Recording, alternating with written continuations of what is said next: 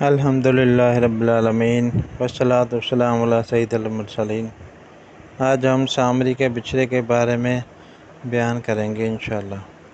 فرعون کی ہلاکت کے بعد بنی اسرائیل اس کے پنجے سے آزاد ہو کر سب ایمان لائے، اور حضرت موسیٰ علیہ السلام کو خداوند کریم کا یہ حکم ہوا کہ وہ 40 راتوں کا کوہ طور پر اعتکاف کریں۔ اس کے بعد انہیں کتاب تورات دی جائے گی۔ چنانچہ حضرت موسیٰ علیہ السلام کوہ طور پر چلے گئے اور بنی اسرائیل کو اپنے بھائی ہارون علیہ السلام کے سپرد کر دیا۔ آپ 40 دن تک دن بھر روزہ دار رہ کر ساری رات عبادت میں مشغول رہتے۔ بنی اسرائیل میں ایک حرمبی شخص تھا جس کا نام سامری تھا، جو طبعی طور پر نہایت گمراہ اور گمراہ کن آدمی تھا۔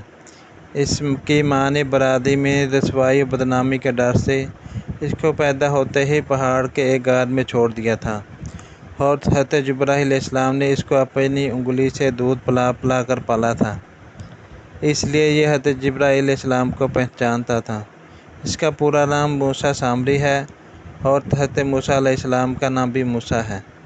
موسیٰ سامری کو حضرت جبرائیل علیہ السلام نے پالا تھا، اور حضرت موسیٰ علیہ السلام کی پرورش فرعون کے گھر میں ہوئی تھی۔ مگر خدا کی شان کہ فرعون کے گھر پرورش پانے والے موسیٰ علیہ السلام تو خدا کے رسول ہوئے، اور حضرت جبرائیل علیہ السلام کا پالا ہوا موسیٰ سامری کافر ہوا، اور بنی اسرائیل کو گمراہ کر کے اس نے بچھڑے کی پوجا کرائی۔ اور اس کے بارے میں کسی عارف نے کیا خوب کہا ہے، یعنی جب کوئی آدمی ازل سے ہی نیک بخت نہیں ہوتا تو وہ نامراد ہوتا ہے، اور اس کی پرورش کرنے والے کی کوشش بھی ناکام اور نامراد ہوتی ہے۔ دیکھ لو، موسیٰ سامری جو حضرت جبرائیل علیہ السلام کا پالا ہوا تھا وہ کافر ہوا، اور حضرت موسیٰ علیہ السلام جو فرعون کی پرورش میں رہے وہ خدا کے رسول ہوئے۔ اس کا راز یہی ہے کہ موسیٰ سامری ازلی شقی اور پیدائشی بدبخت تھا، تو حضرت جبرائیل علیہ السلام کی تربیت اور اس کی پرورش نے اس کو کچھ بھی نفع نہ دیا، اور وہ کافر کا کافر ہی رہ گیا۔ حضرت موسیٰ علیہ السلام چونکہ ازلی سعید اور نیک بخت تھے، اس لیے فرعون جیسے کافر کی پرورش سے بھی اس کو کوئی نقصان نہیں پہنچا۔ جن دنوں حضرت موسیٰ علیہ السلام کوہ طور پر معتکف تھے، سامری نے آپ کی غیر موجودگی کو غنیمت جانا اور یہ فتنہ برپا کر دیا کہ اس نے بنی اسرائیل کے سونے چاندی کے زیورات کو مانگ کر پگھلایا اور اسے ایک بچھڑا بنایا، اور حضرت جبرائیل علیہ السلام کے گھوڑے کے قدموں کی خاک جو اس کے پاس محفوظ تھی، اس نے وہ خاک بچھڑے کے منہ میں ڈال دی تو وہ بچھڑا بولنے لگا۔ پھر سامری نے بنی اسرائیل سے کہا، یہ میری قوم، حضرت موسیٰ علیہ السلام کوہ طور پر خدا عز و جل کے دیدار کے لیے تشریف لے گئے ہیں، حالانکہ تمہارا تو خدا تو یہی بچھڑا ہے، لہٰذا تم لوگ اسی کی عبادت کرو۔ سامری کی اس تقریر سے بنی اسرائیل گمراہ ہو گئے، اور 12,000 آدمیوں کے سوا ساری قوم نے سونے چاندی کے بچھڑے کو بولتے دیکھ کر اس کو خدا مان لیا، اور اس کے آگے سربسجود ہو کر اسی بچھڑے کو پوجنے لگے۔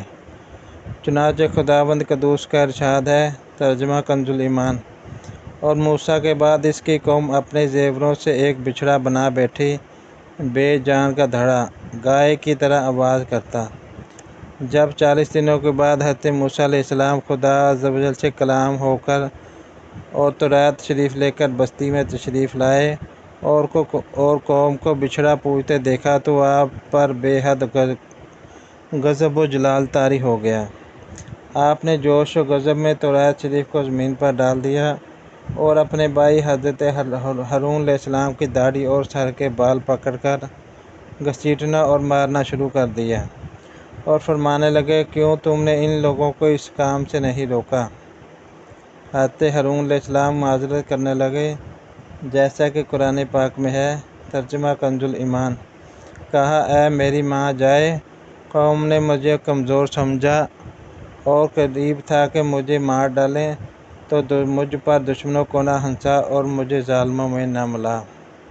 حضرت ہارون علیہ السلام کی معذرت سن کر حضرت موسیٰ علیہ السلام کا غصہ ٹھنڈا پڑ گیا۔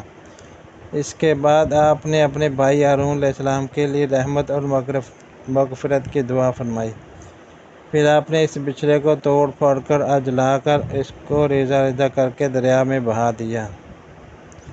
درس ہدایت: مذکورہ بالا قرآنی واقعات میں خاص طور پر 2 سبق ملتے ہیں۔ اس سے علماء کرام کو یہ سبق ملتا ہے کہ علماء کرام کبھی اپنے مذہب کے عوام کی طرف سے غافل نہیں رہنا چاہیے، بلکہ ہمیشہ عوام کو مذہبی باتیں بتاتے رہنا چاہیے۔ آپ نے دیکھا کہ سامری نے 40 دن حضرت موسیٰ علیہ السلام کی غیر موجودگی سے فائدہ اٹھا کر ساری قوم کو بہکا کر گمراہ کر دیا۔ اسی طرح علماء اہل سنت اپنی قوم کی ہدایت و خبر گیری سے غافل رہیں گے تو بد مذہبوں کو موقع مل جائے گا کہ ان لوگوں کو بہکا کر گمراہ کر دیں۔ حضرت جبرائیل علیہ السلام کے گھوڑے کے پاؤں کی خاک میں جب یہ اثر تھا کہ بچھڑے کے منہ میں پڑتے ہی بچھڑا بولنے لگا۔